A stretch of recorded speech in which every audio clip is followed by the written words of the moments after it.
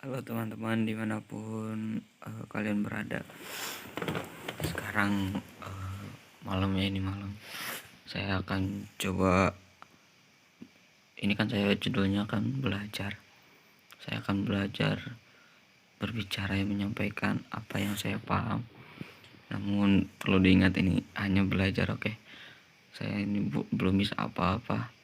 Saya baru mengerti sedikit tentang beberapa hal, makanya ketika ada yang salah pada pembicaraan saya mohon dibenarkan, mohon diluruskan. Makanya kritik dan saran Anda sangat saya tunggu.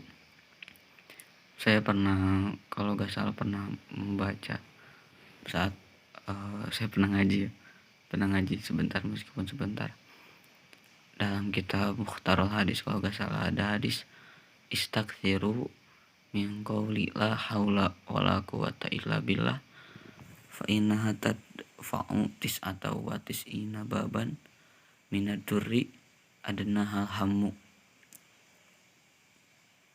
Kalau gak salah ya artinya maksudnya gini, perbanyaklah membaca la haula wala quwata illa billah, karena dengan itu kita akan terbebas dari 99 macam hal. Tis atau watis ina baban, 99 pintu kemadaratan, dan yang paling bawah adalah level bawah ya dari kemadaratan tersebut adalah kebingungan, alham. Nah, menurut saya, bukan, saya belum pernah membaca itu tentang penjelasannya, tapi saya mencoba memahaminya sendiri. Tapi ini mohon diluruskan, oke? Menurut saya kan kalau secara bahasa itu kan artinya kita itu harus memperbanyak la haula wala quwata illa billah. Mungkin kalau dipraktikkan dalam sehari-hari, kalau secara bahasanya saja kita tuh mulut kita itu tidak berhenti berzikir la haula wala quwata illa billah, la haula wala quwata illa billah.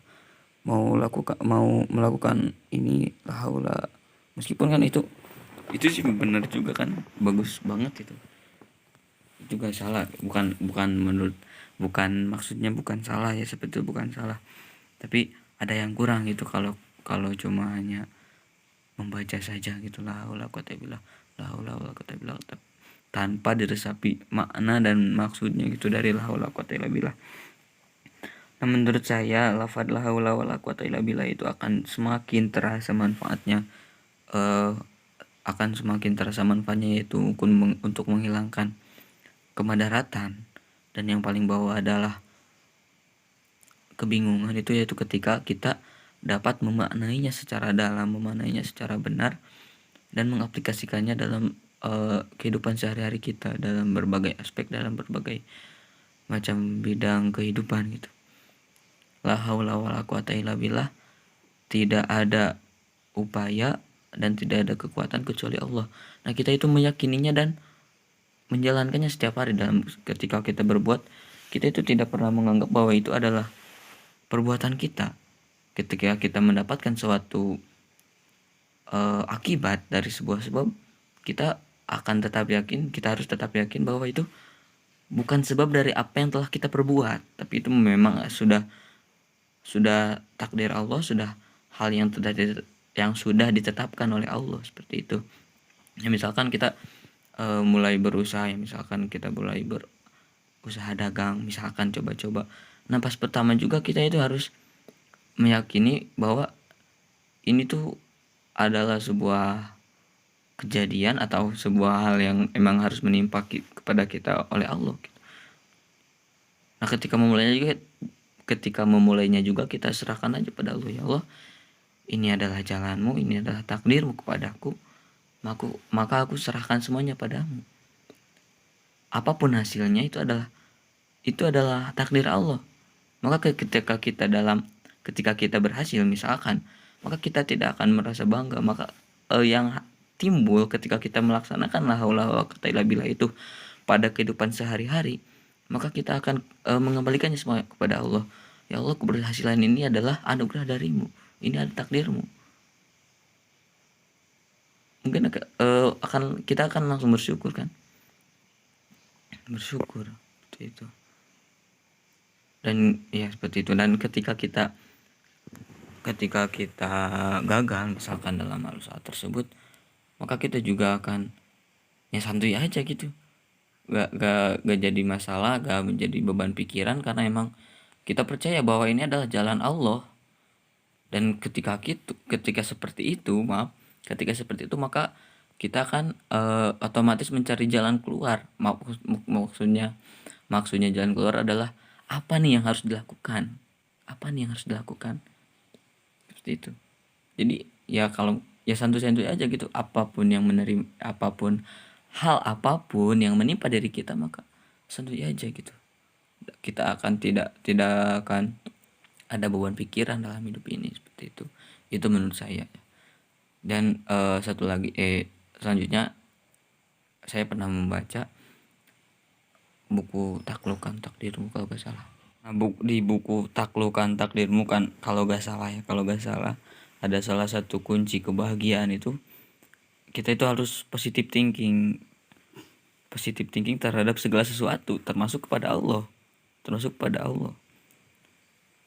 Apapun yang Allah timpakan kepada kita, ya percaya bahwa itu adalah takdir Allah, bukan takdir Allah, bahwa itu adalah hal yang terbaik untuk kita, ya kita harus nundun aja gitu, santuy aja, karena ya gitu. Ya intinya dari saya, mungkin maksud ini mungkin jadi mohon bukan dibenarkan, tapi dikasih tahu ya bagaimana pemahaman yang benar tentang hadis itu. Maksudnya mungkin ya menurut saya maksudnya dari hadis itu adalah kita akan terbebas dari segala hal yang madarat, dan yang paling bawah adalah kebingungan. Kita akan terbebas dari kebingungan kalau kita menghamba secara total kepada Allah. Jadi lafaz la haula wala quwata illa billah itu adalah perlambang